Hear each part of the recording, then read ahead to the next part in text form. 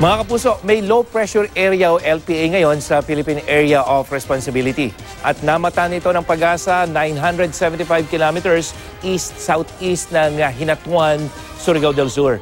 At sa wind forecast map ng Metro Weather, ay posibleng lumakas ito at maging isang bagyo sa mga susunod na araw, kaya babantayan natin ito mga kapuso.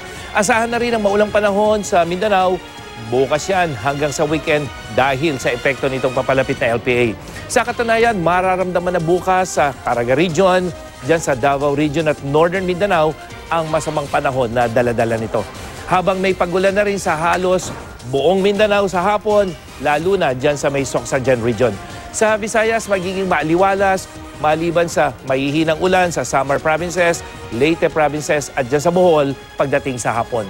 Sa Luzon, maaliwalas ang panahon maliban sa mahihinang ulan dyan sa may Cagayan Valley, probinsya ng Aurora, kasama ng Palawan pagdating sa hapon.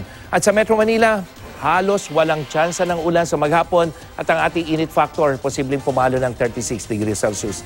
At may gale warning naman ng Pag-asa sa mga hilagang baybayin ng Cagayan Province, Ilocos Norte, kasama na ang buong Batanes at bawal pong pumalao dyan ang maliliit na sasakyang pandagat dahil sa matataas na alon. Yan ang latest mula sa GMA Weather. Ako po si Nathaniel Cruz. Magplano para sigurado. I am ready. Serbisyong totoo ng GMA News.